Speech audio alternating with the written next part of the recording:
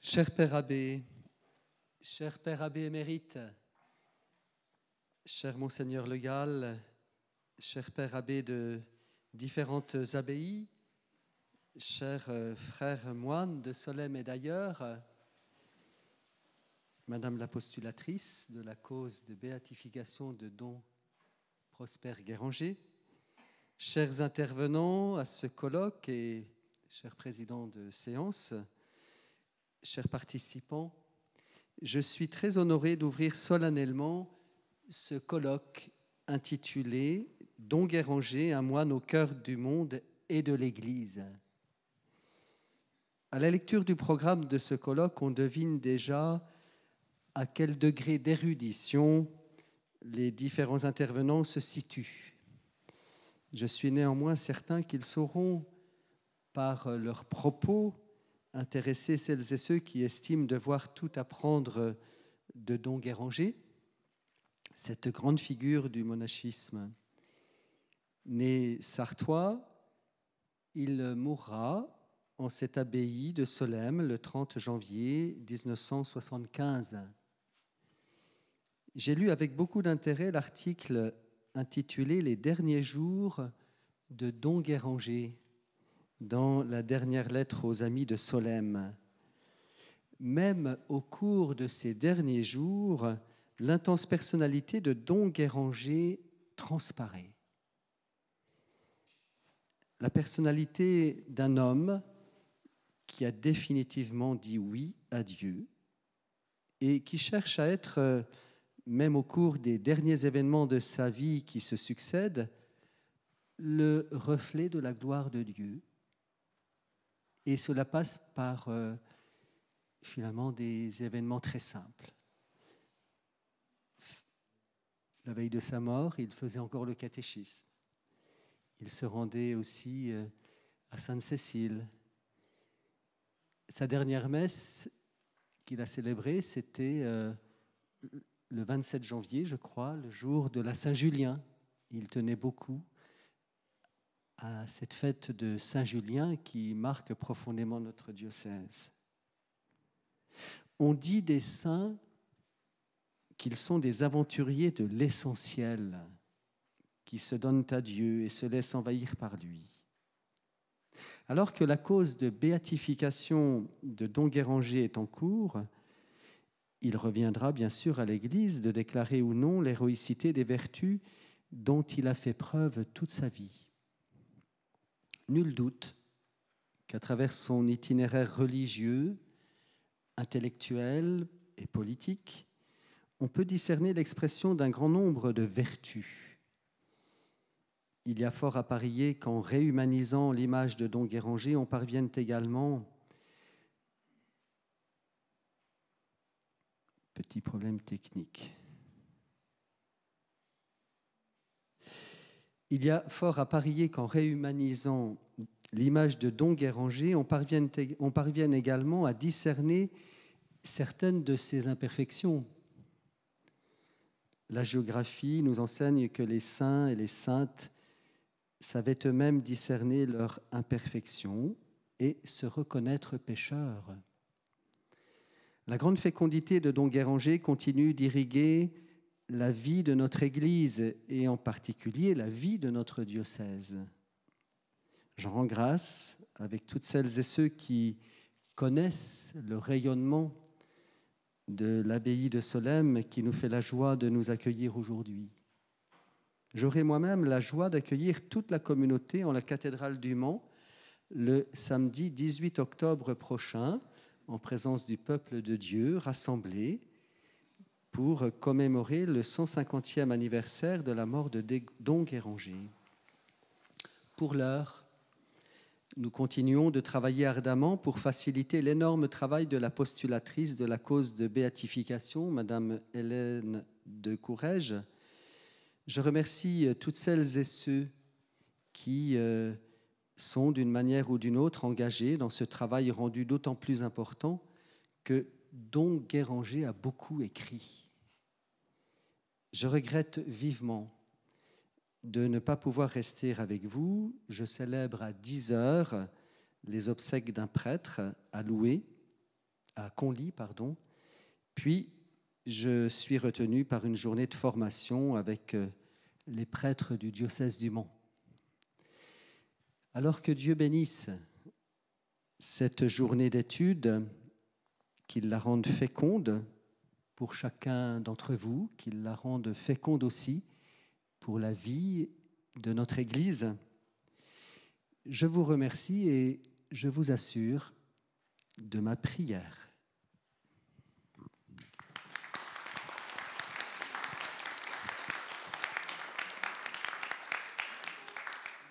Merci beaucoup, Monseigneur. Merci pour vos paroles. Merci d'être venu ouvrir ce colloque sur Don Guéranger.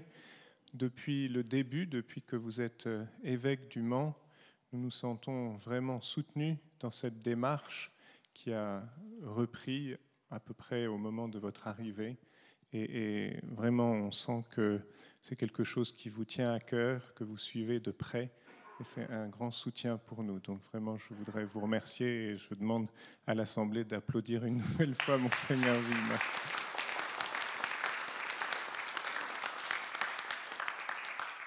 Je ne veux pas vous retenir. Très bien. Merci beaucoup. Au revoir, Monseigneur. À très bientôt.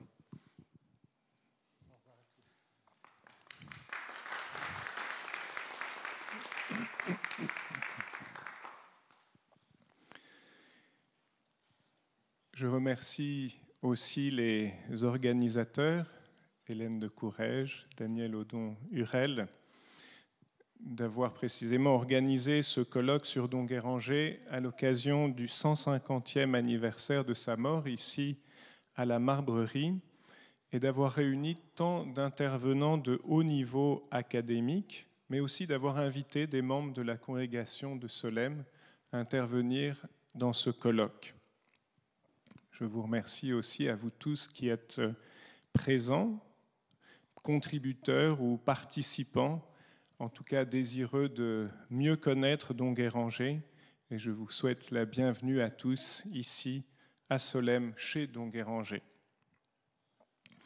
Ce n'est pas la première fois qu'a lieu un colloque sur Don Guéranger. En 1975, un colloque avait été organisé par les moines pour le centenaire de la mort de Don Guéranger, il y a 50 ans donc. Et il avait réuni à côté d'un nombre important de moines et de moniales, non seulement de la congrégation, mais aussi hors congrégation de Solesmes, plusieurs représentants éminents de l'université. En 2005, pour les 200 ans de la naissance de Don Guéranger, ont eu lieu des journées d'études, ici même, à la Marbrerie, mais elles étaient davantage internes à la congrégation de Solesmes, tant par les intervenants que par le propos, puisque le but de ces journées d'études était d'étudier le charisme de Don Guéranger. D'une certaine manière, il s'agissait de travailler sur notre identité de moine et de monial de la congrégation de Solesmes, sur l'héritage que nous avions reçu de Don Guéranger. Le colloque que nous ouvrons ce matin se situe dans une perspective plus large. D'abord par son titre, Don Guéranger, un moine au cœur de l'Église et du monde. La dimension monastique est bien présente, mais elle s'insère dans une perspective plus large, plus universelle, qui englobe l'Église et le monde qui sont explicitement cités dans le titre. Perspective plus large ensuite par les intervenants, qui sont majoritairement issus du monde universitaire. Ce n'est pas complètement nouveau, puisqu'il y en avait plusieurs au moment du colloque de 1975, mais la différence, c'est que maintenant, c'est une majorité d'universitaires et une minorité de moines et de moniales qui interviennent à ce colloque. Et surtout, c'est un colloque qui est organisé par des universitaires et non plus par les moines et les moniales. Alors, pour une part, la raison de ce changement, c'est tout simplement, il faut l'avouer, que la congrégation a désormais moins de force qu'en 1975, en tout cas elle est moins nombreuse, ça c'est sûr, et en particulier Saint-Pierre de Solesmes. Il y a moins de moines de Solesmes aujourd'hui qu'en 1975, Mais je crois que ce n'est certainement pas l'unique raison de ce changement. Ce changement, il vient aussi et surtout parce qu'il est bon, y compris pour les moines et les moniales, qu'il y ait des études de qualité scientifique sur Don Guéranger qui proviennent de l'extérieur de la congrégation, d'un regard extérieur. Et je crois que c'est la première bonne nouvelle de ce colloque, c'est qu'on peut organiser en 2025 un colloque de 2 jours sur Don Guéranger avec des intervenants de grande qualité qui viennent pour la grande majorité de l'université d'État ou bien qui en sont issus. Mais cela signifie aussi que, encore aujourd'hui, il n'y a pas que les moines et les moniales qui s'intéressent à Don Guéranger. Et ça, c'est la deuxième bonne nouvelle. Don Guéranger intéresse au point qu'on peut consacrer du temps et de l'énergie pour participer à un colloque, le préparer. J'ajoute que c'est l'intérêt des moines, des moniales, de la congrégation et même, je crois, de toute l'Église, qu'il y ait des travaux de qualité scientifique sur Don Guéranger. Le pape Benoît XVI disait lors de son fameux discours aux Bernardins, « La parole de Dieu nous parvient seulement à travers la parole humaine, à travers des paroles humaines, c'est-à-dire que Dieu nous parle seulement dans l'humanité des hommes, à travers leurs paroles et leur histoire. » C'est la raison pour laquelle les moines du Moyen-Âge cultivaient les sciences profanes. Il n'y a pas à avoir peur des sciences profanes, au contraire, il faut se servir d'elles. Elles sont des outils authentiques pour atteindre la parole de Dieu. Et Benoît XVI continuait, « En raison même de la recherche de Dieu, les sciences profanes qui nous indiquent les chemins vers la langue devenaient importantes.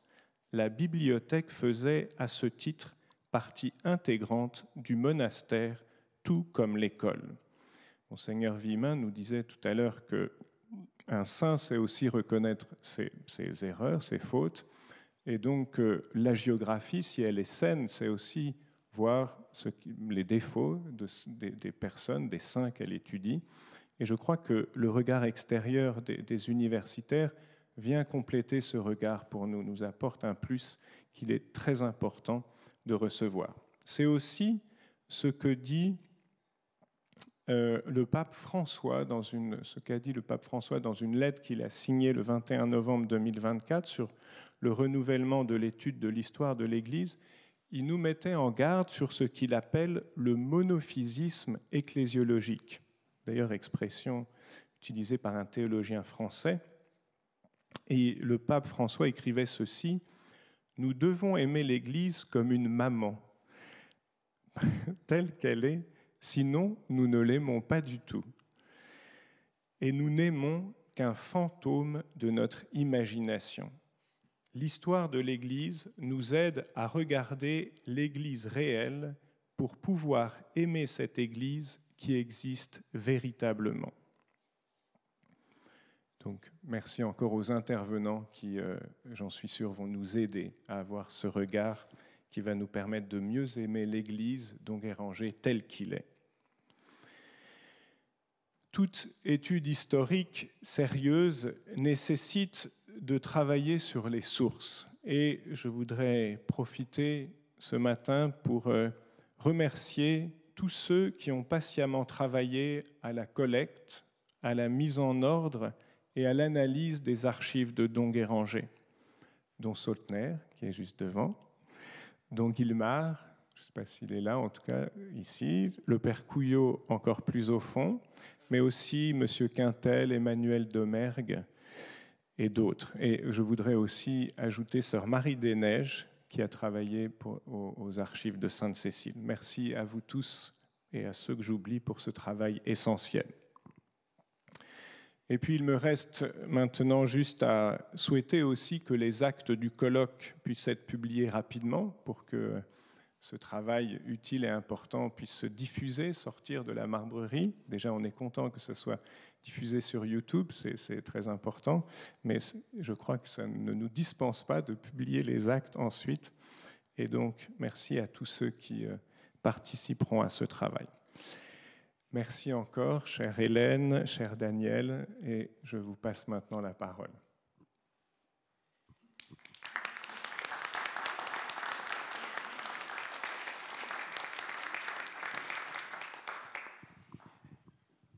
Merci beaucoup, mon révérend père, pour ces paroles d'accueil et de bienvenue. Merci, monseigneur, même s'il est déjà parti pour ces mots importants aussi, je pense, qu'il nous a dit. Mon père, vous avez fait une partie de mon introduction, ça c'est magnifique. Donc ça va permettre de gagner du temps. En tout cas, les anniversaires, me semble-t-il, sont souvent l'occasion de faire le point sur un fait, une personnalité historique ou une période. Nous, les historiens universitaires, on a l'habitude de faire ça aussi parce que ça permet quelquefois d'avoir un peu plus de subventions pour organiser quelque chose. Et ça permet de faire le point tout d'un coup sur une question parce qu'elle tourne, et puis à un moment donné, on profite ainsi de ce moment-là. Donc nous sommes totalement sur la même longueur d'onde, évidemment. Effectivement, 2025 succède, entre autres, à deux événements importants qui furent 1975 et 2005. Ça, je pense que c'est vraiment intéressant. Deux volumes collectifs qui ont été, vous savez, publiés aux éditions de Solesmes en 2005. C'est-à-dire même le colloque de 1975 a été repris et un petit peu augmenté par d'autres articles dans ce volume de 2005, que je vous encourage à lire et à relire. Les actes des journées d'études d'avril 2005, publiées sous le titre, effectivement, Le charisme de Don Guéranger, réunit pour l'essentiel des interventions, en effet, de moines et de moniales bénédictines et de la congrégation. Mais ces deux volumes témoignent, me semble-t-il, de plusieurs choses, au moins de deux éléments. À la fois une lecture mémorielle autour de la figure et de l'œuvre de Don Guéranger par les moines et les moniales, et par quelques universitaires. Effectivement, dès les années 1975, il y a toujours une tradition, ce n'est pas nouveau, une tradition de relation entre des universitaires et le monde monastique pour l'histoire, évidemment, des traditions bénédictines. L'autre chose, c'est une volonté aussi progressive, me semble-t-il, de vouloir historiciser cet itinéraire biographique et monastique. Une volonté déjà à l'œuvre ou parallèlement à l'œuvre dans les travaux biographiques réalisés, on l'a cité, par Don Zoltner, bien sûr, et plus récemment par Don Houry et par d'autres.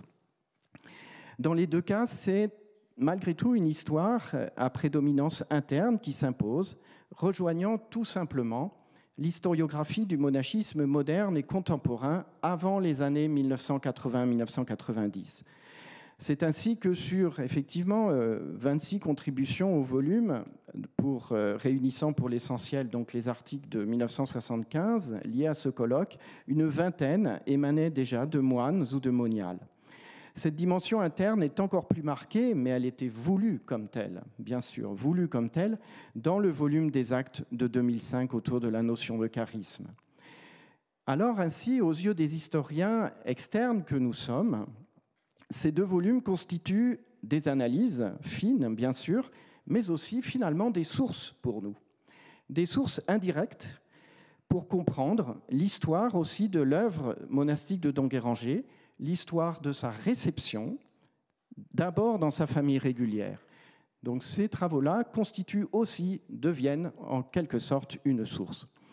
Cette historiographie interne tente aussi de proposer des analyses distancées, extrêmement documentée, grâce aussi à l'organisation progressive du fonds archivistique lié à Don Guéranger, dont nous parlerons en début de ce colloque. Par ailleurs, l'ensemble de cette approche n'exclut pas les perspectives historiques, en particulier lorsqu'il s'agit d'interroger, grâce à un travail éditorial mené avec une extrême précision, sur la correspondance, les relations entretenues par l'abbé de Solesmes avec des grandes figures que vous connaissez tous et sur lesquelles nous reviendrons pour certaines, Lacordaire, Montalembert, Falloux, Migne, Veuillot, Mère Élisabeth de la Croix et combien d'autres. ou lorsqu'il s'agit aussi d'analyser des œuvres telles que l'année liturgique, les institutions liturgiques, même le règlement du noviciat, l'Enchiridion et d'autres textes importants, puisque, comme l'a rappelé Monseigneur, Don Guéranger a beaucoup écrit. Et nous en savons tous quelque chose ici. Parallèlement, l'historiographie du monachisme a aussi évolué depuis une 50aine d'années. Ce fut d'abord, vous savez, l'histoire des congrégations modernes, des vanistes, des mauristes en particulier, puis celle de Cluny et de Cîteaux à l'époque moderne, qui avait été un peu oubliée, sans oublier la figure de Rancé. Plus récemment, et nous vivons directement cette étape, nous le vivons en tant qu'historiens, nous vivons directement cette étape depuis une 20aine d'années, c'est l'histoire du monachisme contemporain qui émerge entre commémoration des lois anticongréganistes, examen de la réception du Concile de Vatican II. Nous sommes ici un certain nombre à travailler, et d'autres évidemment travaillent sur ces dossiers. Et depuis quelques petites décennies, les monographies aussi de monastères contemporains se multiplient. Maretsou, Belloc, Saint-Benoît-sur-Loire pour la partie récente, et puis Valogne aussi, et puis bientôt la Pierre-qui-Vire et d'autres. Tout comme l'intérêt aussi pour certains moines artistes. Je citerai juste le frère Angélico et la collection Zodiac, le frère François Mess à Visque tout récemment, et un certain nombre d'autres. Des enquêtes sociologiques aussi, vous le savez, se multiplient. On pense aux travaux de Daniel Hervieux-Léger, on pense aussi à ceux d'Isabelle Jonvaux et d'autres. Tout cela est le signe d'un véritable tournant et de la prise de conscience collective que ce monachisme bénédictin restauré au XIXe siècle connaît aussi depuis une 40aine d'années un tournant décisif et qu'il devient un objet, excusez-moi du terme, un objet historique à part entière, y compris chez les bénédictins eux-mêmes. L'histoire des réguliers, spécifiquement celle des traditions bénédictines, n'est plus donc un monde à part, mais elle s'inscrit plus étroitement dans une histoire de l'Église, des doctrines, des institutions et des pratiques. Sociologues et historiens peuvent dans ce cadre croiser leurs méthodes de manière à rendre compte de la complexité des liens entre individus moines et moniales, environnement sociologique, politique, culturel, économique, à l'heure finalement d'une forme de mondialisation monastique qui, bien souvent, puise ses origines dans ce XIXe siècle dont nous parlons, qui nous occupe ici. Dans ce XIXe siècle dont il faut toujours mieux saisir, je pense, le sens, la construction des relectures que les restaurateurs, initiateurs, réformateurs, dont Guéranger, font de l'écriture mémorielle du monachisme sur le long terme. Car il n'y a pas de monachisme bénédictin du XIXe siècle sans regard sur ce long terme, sans une insertion dans une mise en récit de l'histoire des traditions monastiques jusqu'aux origines les plus lointaines. Ces interrogations sont au cœur de ce colloque, autour de la figure de Don Guéranger.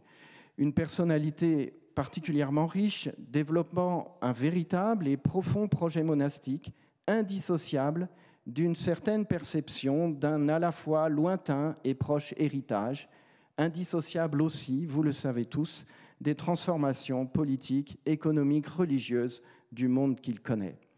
Si la cohérence de la pensée ne fait pas de doute, ni la rigueur de la construction intellectuelle, il n'en demeure pas moins que l'œuvre de Don Guéranger, que ses prises de position méritent d'être de nouveau interrogées, et c'est le but de ce colloque.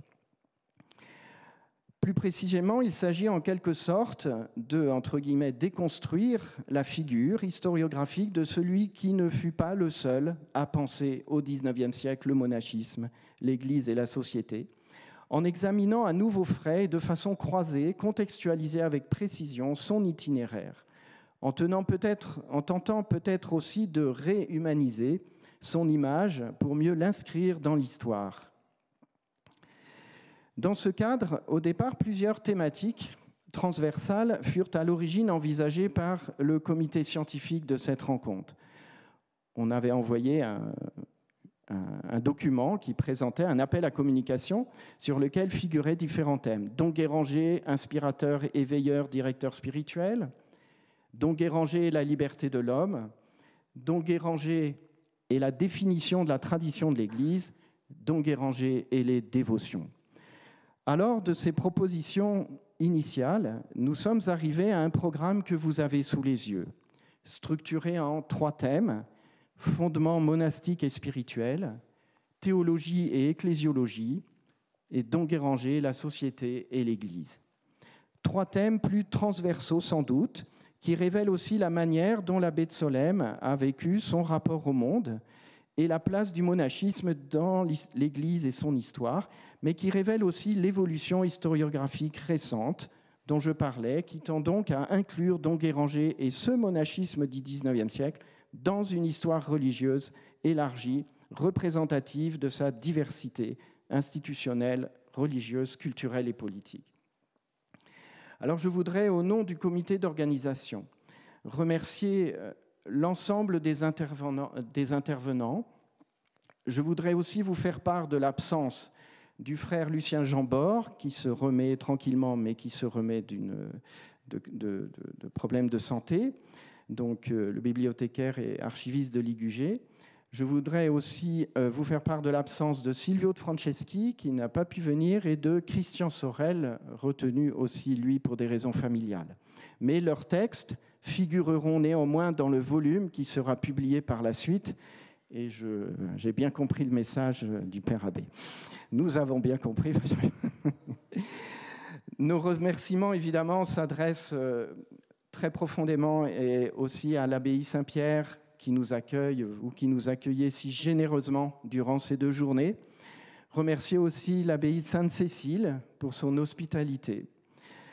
Un grand merci à nos 2 laboratoires, celui d'Hélène et le mien, au laboratoire d'études sur les monothéismes du CNRS, où je suis, et au centre universitaire rouennais d'études juridiques de l'Université de Rouen, qui ont soutenu ce colloque, tant sur le plan scientifique, bien sûr, que financier.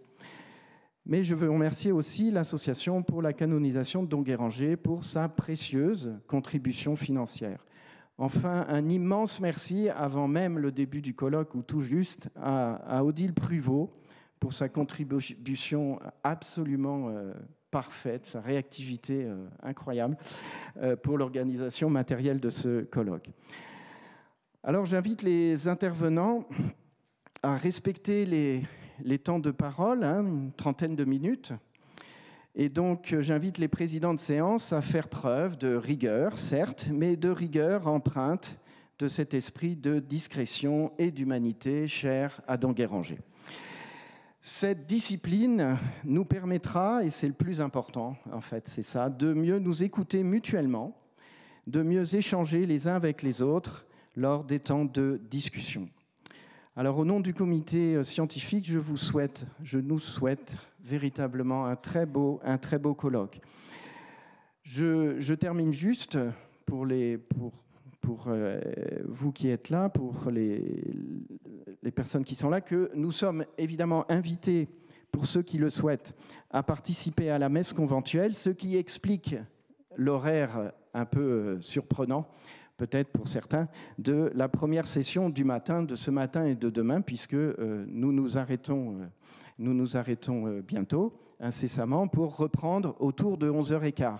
Alors, je sais très bien que beaucoup d'entre vous souhaitent aller se recueillir sur la tombe de Don Guéranger, mais il faudrait éviter, enfin si je peux me permettre, d'y aller juste après la messe, parce que ça va nous faire prendre beaucoup de retard. On va essayer de trouver d'autres moments peut-être pour y aller. Voilà, je vous remercie encore infiniment et je vous souhaite un bon colloque.